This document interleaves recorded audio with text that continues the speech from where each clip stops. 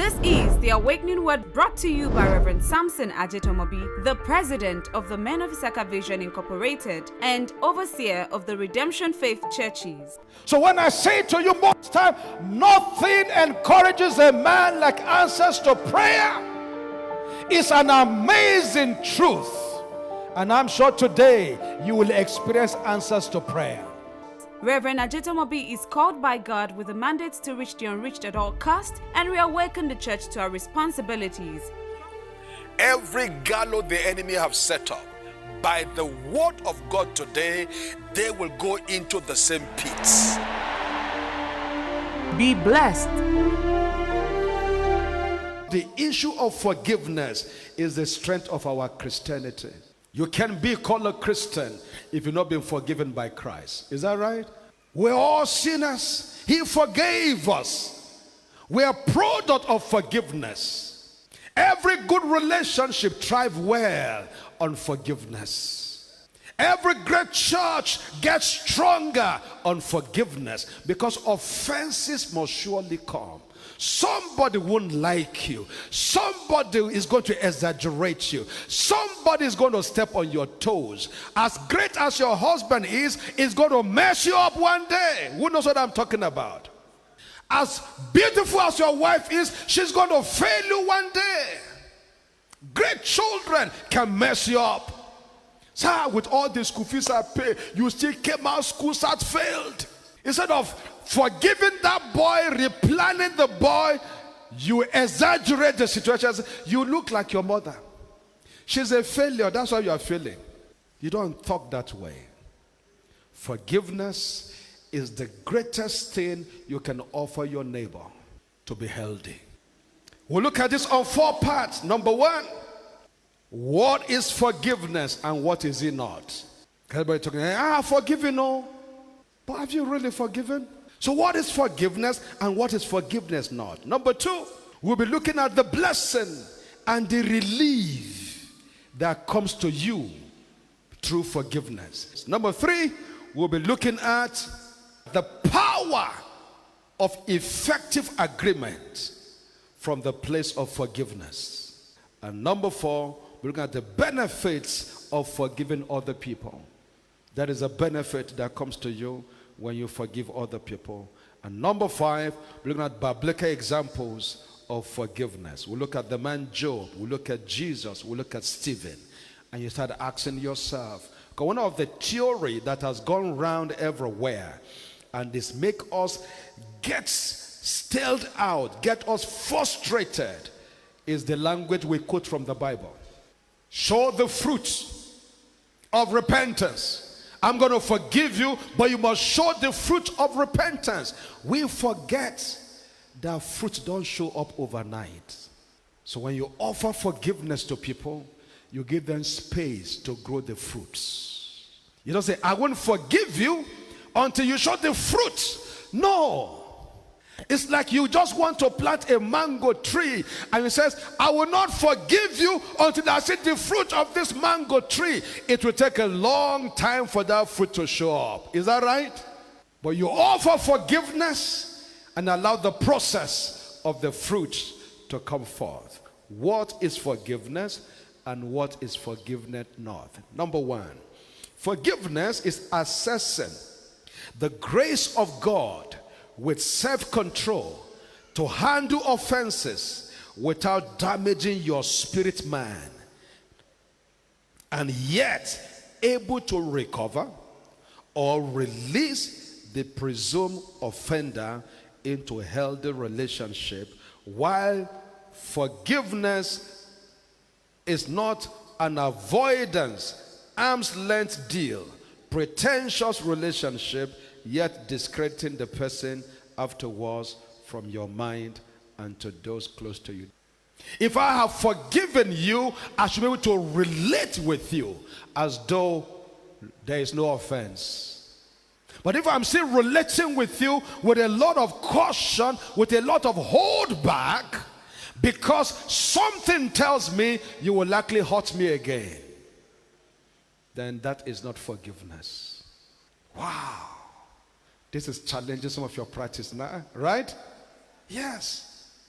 So I don't want nonsense. So I have forgiven. No, I'm going to heaven. I have forgiven. But this guy, no way. This person, no way. No. The beauty of forgiveness is the relationship dimension. If you forgive your wife, relate with her as though she didn't offend you. If you forgive your husband, relate with your husband as though he didn't offend you. Did you remember that man in Luke chapter 15? The father of the prodigal son. The young guy was coming back home. He felt he's offended his father. He needed to be downgraded from being a son to becoming a servant. And he came to his father and said, Dad, I failed you. I have sinned. Listen to me. The father didn't have the patience to hear his complaint and his relegation. The Bible said the father ran at him and hugged him and said, let's throw a party. This is my son. He was lost. He is found. He is dead. Now he's alive. And the whole house went agog for a celebration. That is forgiveness. You forgive to relate. After church, you might need to send an SMS to somebody you felt you have forgiven, but somehow you have strained your relationship. You might need to send an SMS after service and said, how are you guys doing? We missed you. God bless you. Building relationship. Sir, we will not live in pain and bitterness forever. Do you know pains, bitterness, unforgiveness strain your life and wears you out without doing any work? If you hate somebody, you'll be looking at that person. You know, this thing called heart is dangerous. You don't know what is going on in people's hearts. They can tell you something else with their mouth, but they hate you in their heart. That's why I say it's releasing somebody. Is that okay? From your mind. Because this mind is desperately wicked. It can be smiling to you. It can be dancing with you. But it's killing you. Who knows what I'm talking about here? It's killing you. He hates you. It's looking for opportunity to track you and accuse you successfully. That's all it's looking for. If only I can't confirm what I'm feeling. If I can confirm it, I will accuse this man, I will accuse this woman, I will make sure I take her place, I will make sure I take his seat from the office, I will make sure just looking for something. Can I pray for somebody in church? Every snuffing around to discredit you will fail. Just looking for something to deny you the contract. Just looking for something to deny you the opportunity. Just snuffing around. So when Jesus says, if you are going to have an effective prayer life, you must forgive, because everyone who is in a vantage position today, because somebody offended you, you must also remember that you also offended God. And if God forgives you all the time, if you will be like God, how often do you forgive your neighbor? All the time. If God forgives you and relates with you. I don't know if you have offended God before. I have. Anybody like me? And after you offended God and you pray to him and say, Lord, I'm sorry. Then he comes back to you. He didn't say my slave. He said, my son, I didn't like what you do, but it's okay. Welcome home. We can run again. Does that make sense? Now, this is not to make you to start living in sin and say, I can always go back for forgiveness. You just slow your progress if you live that way. Is that well understood? So, now you know what is forgiveness. You know what is not. It's from the mind. When you forgive from your mind, you are the first person that gains freedom. When you forgive from your mind, you are the first person that gains freedom. Thank God I've been able to tell him. Do you get what I'm saying? You are the first person that gets freedom. You are the first person that gets relieved. So when you don't forgive people, you are the first person that is bound. Repeat after me if you can. Forgiveness releases you. unforgiveness binds you. So when you forgive, you are the first beneficiary. You are relieved that you've been able to forgive somebody. Now don't forget, I mentioned the word self-control in the introduction.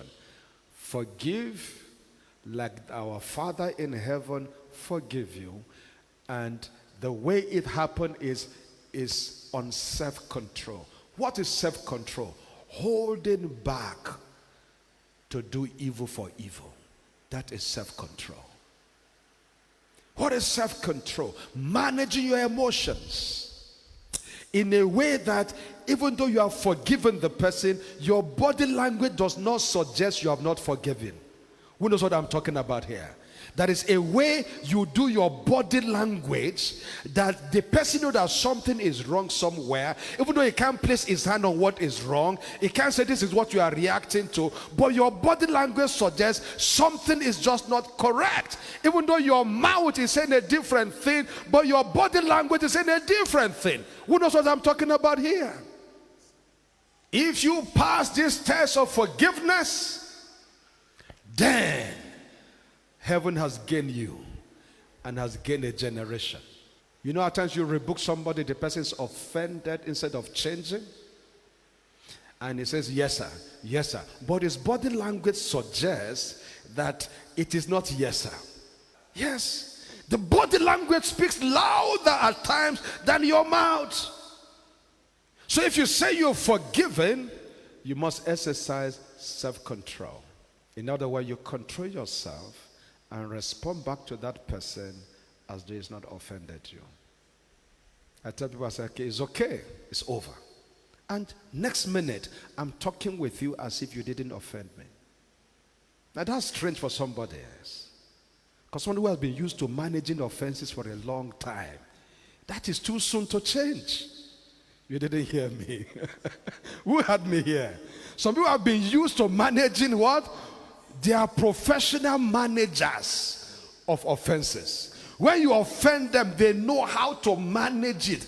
The guy is snuffing around. Just leave her. We will also hit back. Who are you hitting back? That is absence of self-control. Many homes have been messed up today because of unforgiveness. We had Let My Gate Be Open here some years ago. I hope Bobby will remember this. And we're still using the former church building that time. And then I gave a word of knowledge. Likely Pastor Dash should remember this. I gave a word of knowledge and I said, there is somebody here.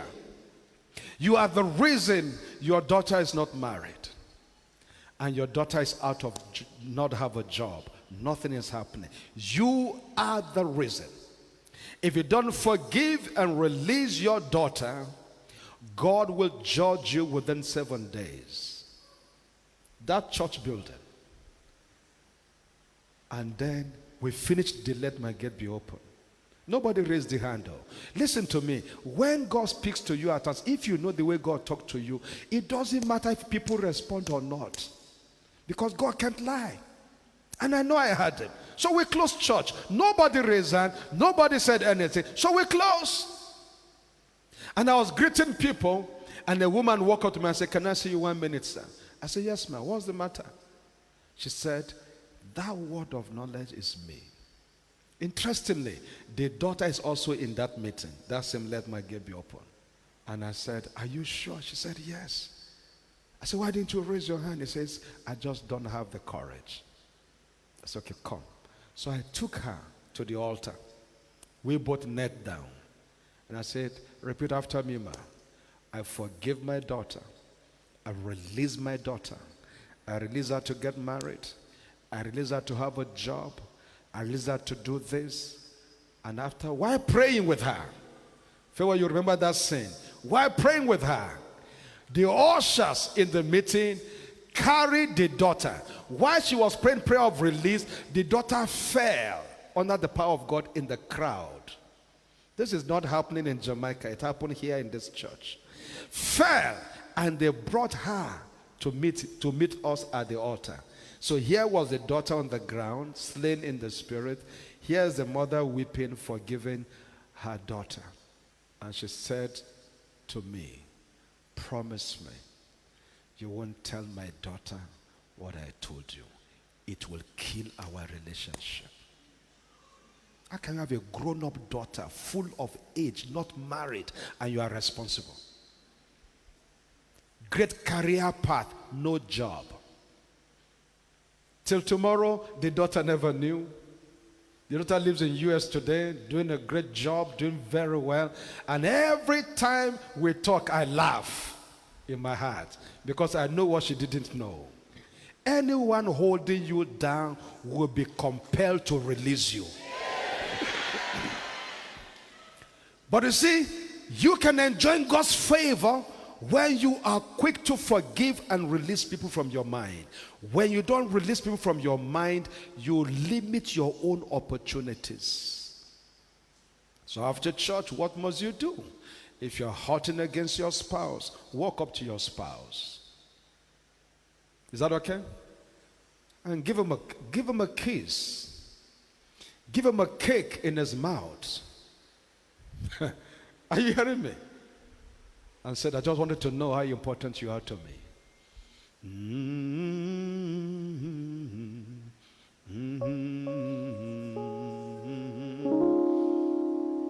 I pray for you. You pray for me. I love you.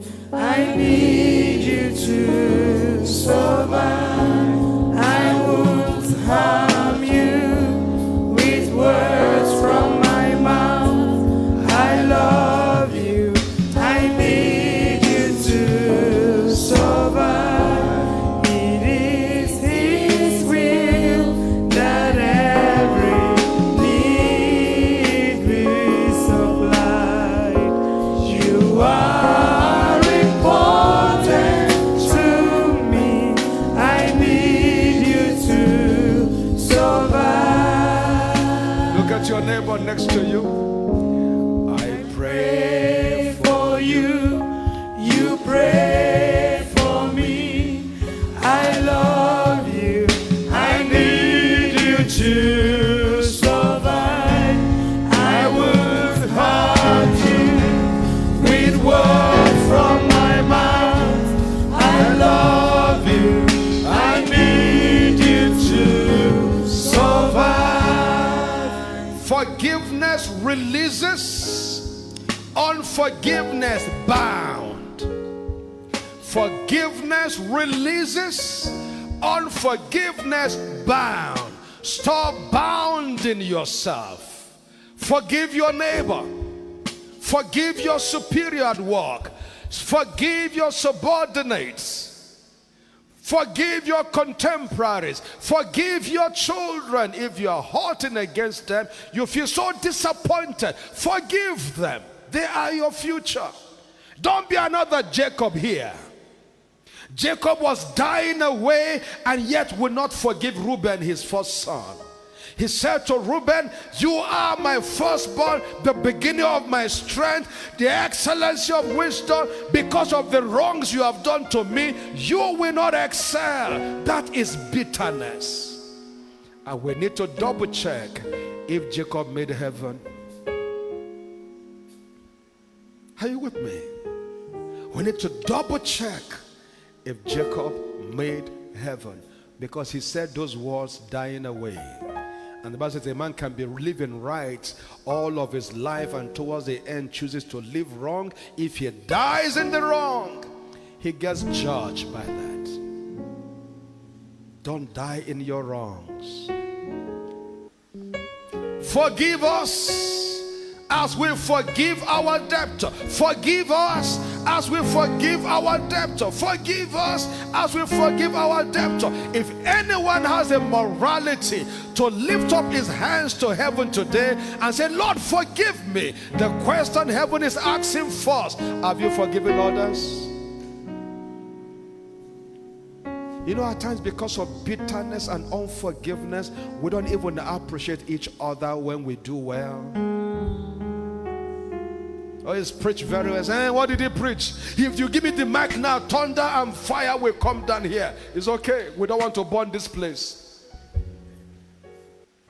Your wife is dressed so well. No word of commendation. What is it? If I say she's fine now, her head will be swelling. Should it not swell? You can't commend people. You can't. You're in the choir, somebody sang very well. You can say that was fantastic. That was great. For where? What did he sing? What did he sing? Is that how to sing? Give me the mic and see. He sang and sang and sang. He didn't shake his body. Oh Lord, have mercy. Who understood what I have preached here today? Look at your neighbor. So I choose to forgive. Is the nature of God. Is the greater that begs the lesser. Is the greater that begs the lesser. God is greater than us. He came to beg us and bring us back home. I will live like God lived. And that our children hurting against their parents, I choose to forgive my parents for the way they mismanaged my life. If that was your experience, can you lift up your hand and forgive somebody? Anyone you can remember anywhere who had hurt you, who had made you feel so bad, who make you feel so injured. Can you pray one moment? Lord, I forgive brother so and so. I forgive sister so and so. I forgive this pastor. It could be me hurting you. Tell God, Lord, I forgive my pastor. I forgive my husband. I forgive my wife. I forgive my children. We trust that you've been blessed by this message preached by Reverend Samson Ajetomobi of the Men of Issachar Vision Incorporated. We invite you to worship with us every Sunday at 9 a.m. and 5 p.m. every Tuesday and Thursday at the Men of Issachar Vision Incorporated, Olororo, Ojo, Ibadan. Or watch our services online via the Men of Issachar Vision Facebook page and YouTube channel. You can also listen to us on mivradio.com. For inquiries, please call 0808 085 4818 or send an email to mivmandates2010@gmail.com. God bless you.